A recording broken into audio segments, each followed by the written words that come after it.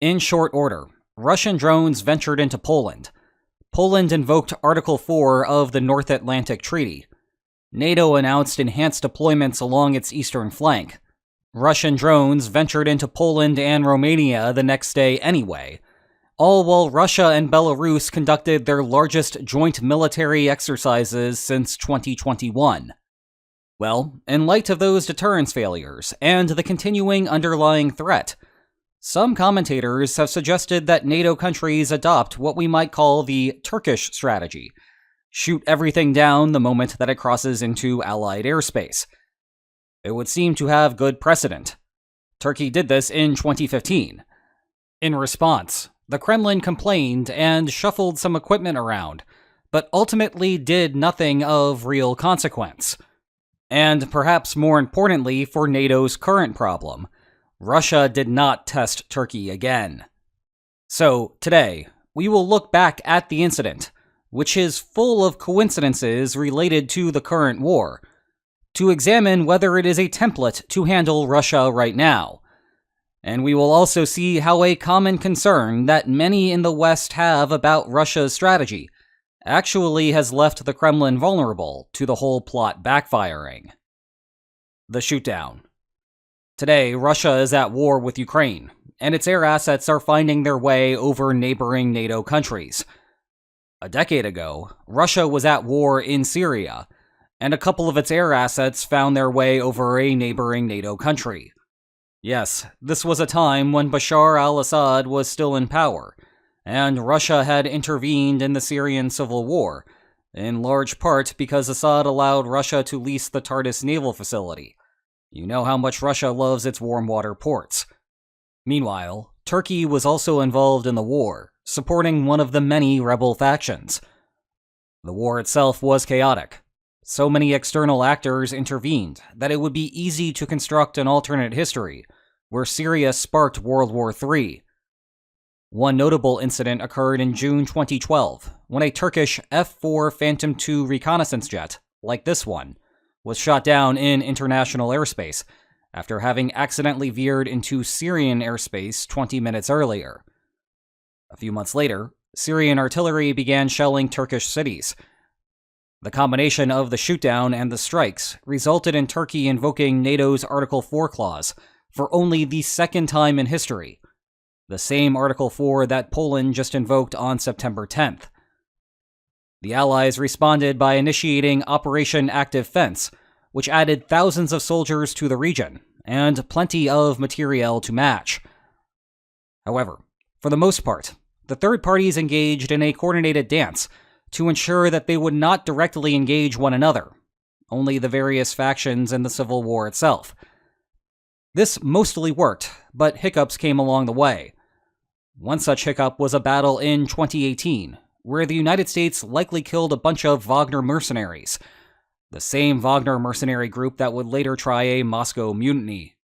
Well, another one of those hiccups occurred on November 24th, 2015, involving this exact Russian Sukhoi Su-24M bomber.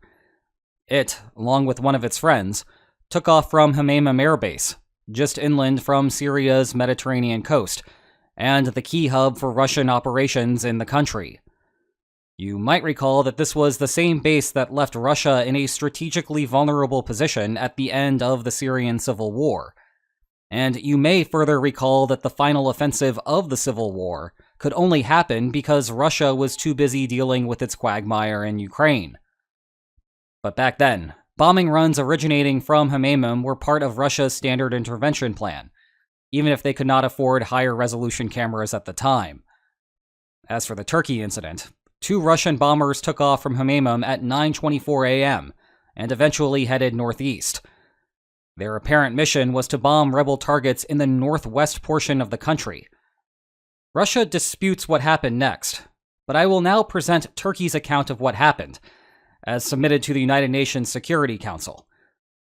The key is this weird segment of Turkey that juts out into Syria. The Russian bombers were traveling east to west along its latitude, but inside of Syria. Turkey was tracking the bombers on radar, and recognized that their heading would take them through Turkish airspace. At 5 minutes out, the Turkish Air Force began issuing warnings. "You are approaching Turkish airspace. Change your heading immediately." There were 10 warnings in total. However, the Russian bombers responded to none of them and continued to fly west, perhaps because Turkey was communicating on the previously agreed to 234.0 MHz channel, but a standard issue Su-24M does not have a radio that can monitor that channel. In any case, the two Su-24Ms then entered Turkish airspace. F-16s responded to the case and fired at one of them, hitting it before it had crossed back into the skies over Syria. It then crashed further west within Syrian territory. The other safely returned to Syria and landed. As for the fate of the crew of the downed aircraft, both ejected. Nonetheless, the pilot was shot and killed by Syrian rebels as he parachuted down. His body was later returned to Russia. Meanwhile, the weapons system operator parachuted to the ground safely. Russia then dispatched 2 search and rescue helicopters to find him, as well as the wreckage. Syrian rebels shot at one of those helicopters, leading to the death of an additional Russian infantryman. Everyone else, including the surviving Su-24 crewmen, returned safely. Russia eventually got parts of the wreckage returned for further examination, which included a stop at the Kremlin. The response. The immediate reactions were as you might imagine. The Russian and Turkish foreign ministers had a phone call to convey their disappointment with each other. Turkey raised the issue at NATO. The North Atlantic Council met that day. Again, this is the point of having every ally station ambassador-level representatives in Brussels. The discussion was basically a continuation of the Article 4 concerns from a few years prior that had already been reactivated 5 months earlier. Russia, meanwhile, offered a familiar response. Performative politics was the order of the day, which included bringing the flight recorder into Putin's office. There was a meeting with his defense minister on the subject. Also, as an aside, remember how conspiracy theorists at the beginning of the invasion were saying that Putin was about to die because he could not stop involuntarily shaking unless he was gripping something tightly? Well, this is a photo from that meeting with his defense minister. And here he was, grabbing a table in 2015. 10 years later, he is still not dead. Anyway, the Kremlin also held this Security Council meeting 2 days after the shootdown to formulate Russia's next policy. But for someone with a 2025 perspective, it seems like it was the same old canned response. In Putin's own words, Turkey would face serious consequences, and that Russia would never tolerate such crimes like the one committed. With those words came some minor military reshuffling. Russia sent some extra surface-to-air missile systems to Hmeimim and dispatched the Moskva to Syria's coast. None of that impacted Turkey. There were no plans to invade Syria or forcibly remove Russia from the territory, which would actually put those assets to the test. Nevertheless, perhaps the Kremlin would have been better off keeping the Moskva permanently near Syria. You may recall that Ukraine sunk it back in 2022. Meanwhile, the remaining threat the Kremlin issued was to send Turkey into economic ruin via a standard sanctions package and the termination of the Turk Stream pipeline. Okay, well, let's check in and see how that is going. Right, the Turk Stream is operational, and Russia is assisting Turkey in the construction of a nuclear power plant. As has become a tradition, the Kremlin's words were strong, but its actions did not match. A template? Given what I just described, it ought to come as no surprise that some want to use Turkey's strategy as a template for NATO's eastern flank today. After all, Ankara had a zero-tolerance policy. Russian bombers violated Turkish airspace for only a moment and paid the price. The Kremlin squeezed their tables, cried foul, and began threatening all sorts of punishments, and yet nothing serious ultimately came into effect. Perhaps more importantly, Russia made sure to stay out of Turkish airspace afterward. In contrast, Poland and Romania's responses have been soft so far. The reports vary as to exactly how many, but Poland only shot down a handful of the couple of dozen or so drones that ventured into its airspace. Worse, Romania watched as a drone breached its borders and then sat around and waited until the drone turned around and ventured back into Ukraine, presumably to continue the attack there. Understandably, the criticism is that such soft actions will only encourage Russia to continue the drone incursions. The eastern flank ought to instead put its foot down and duplicate Turkey's zero-tolerance policy. That is the only way to get Russia to stop. And really, what is the escalation risk here of merely ensuring the sanctity of your own airspace? Even broaching the possibility of escalation would first require Russia to acknowledge that these actually are Russian drones. And it is not like Russia could support getting into a serious kinetic battle with Poland anyway. Not when Russia is struggling so hard in Ukraine. The final risk would seem to be Russia imposing economic sanctions. But Poland and Russia do not have much of an economic relationship anyway. So, no risk, all reward. The reality. If only it were that easy. There are three major problems with trying to apply the Turkish strategy here. First is Russia's intention. It is plausible that a couple of Russian pilots made an honest mistake in 2015. Putin, not particularly pleased, but also not wanting to turn this into an actual conflict, essentially pulled an Elsa and just let it go. However, given the quantity of drones going across the border today, it is hard to classify Russia's current strategy as an accident. NATO officials are careful in ascribing intent here, but at a minimum, Russia is acting with deliberate recklessness, perhaps because its drone techs cannot program the guidance systems properly. The less generous, and more plausible interpretation, is that Russia wants to sow more discord into the Western coalition that supports Ukraine. But whatever the reason, Russia gets some kind of benefit from continuing the process, unlike was the case with Turkey. That will make the Kremlin harder to budge. Second, shootdowns are not always the safest policy. They inevitably produce debris, which could then fall on someone and kill them or destroy some property. As a result, it may be better to just let the drones fly, as long as they are heading in a direction that is less populated than where they currently are. And if there is some chance the drones will turn around and go back to Ukraine, well, then that is no longer your problem at all. Obviously, Ukraine is not happy about that perspective, but welcome to the unfair world of geopolitics. In contrast, you cannot do this with a bomber, because the bomber may be headed in a very specific direction, with a very specific payload that will be harder to destroy once released. So you need to destroy the problem at its source, which means either firing surface-to-air missiles or scrambling your fighters. The final problem is the cost ratio.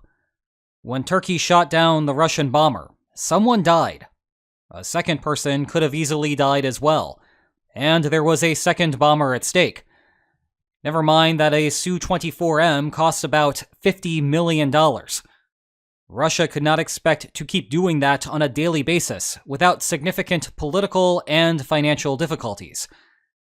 In contrast, a standard Shahed drone used to attack Ukraine might cost $50,000, and a decoy drone would be a fraction of that. In other words, we are looking at a weapon that is 3 orders of magnitude cheaper and does not put Russian airmen on the line. And yes, I get that Russia is cash-strapped and short on materiel because of the war, but Russia is producing thousands of Shaheds per month now. It can afford burning a handful of these on Poland if it wants to, and sees the benefits associated with doing that. Meanwhile, estimates vary, but just having a single F-16 in the air for an hour costs at least $8,000, and probably a lot more. And that is before accounting for whatever the F-16s use to down the drones, which is not publicly known, so I cannot estimate the cost there. We also know that Patriots are a part of the Eastern Sentry Initiative. Each one of those missiles costs $1 million. And I know I am repeating myself, but this is still not widely understood. Two things can be true at once. 1. It is smart to use a $1 million weapon to destroy a $50,000 weapon, when the $50,000 weapon will do even more damage. 2. And simultaneously, using $1 million weapons to shoot down $50,000 weapons is not sustainable in the long run. That would only work if you had a single enemy, and an absolutely absurd military budget discrepancy, neither of which holds here. And that is the problem with adopting Turkey's strategy today.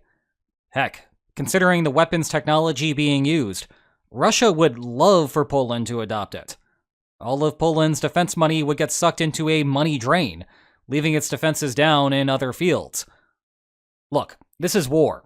Sometimes a problem has no good solution. And right now, it is hard to see a way to stop Russian drones from flying into Ukrainian territory, short of destroying Russia's means to produce those drones. I mentioned before the common concern that Russia is sending drones into Allied airspace to keep NATO's defensive shields on NATO territory and stall any donations to Ukraine. But the thing is that hoarding the shields does not solve the problem. It just mitigates the problem in a cost-ineffective manner. And putting defensive shields in Ukraine does not solve the problem either, as is now being suggested. All it does is shift eastward where Europe is paying the cost. Obviously, it would be helpful for Ukraine, but the question for the day is how to solve NATO's problem, and this does not do that. Any real solution inevitably involves the destruction of Russia's drone factories. That will mean handing Ukraine long-range weapons, so at least NATO is not directly targeting Russia. Plus, this is a better counter-strategy from Ukraine's perspective, because it nips the problem in the bud. Put bluntly, if you want to reestablish deterrence with Russia, then Russia will have to take some damage. And if Russia continues to send drones into Poland, Romania, or elsewhere, then Russia will have to take even more damage. Meanwhile, you can reestablish your own geopolitical foundations with one of these 2 books on the war. Check the video description for more information about them.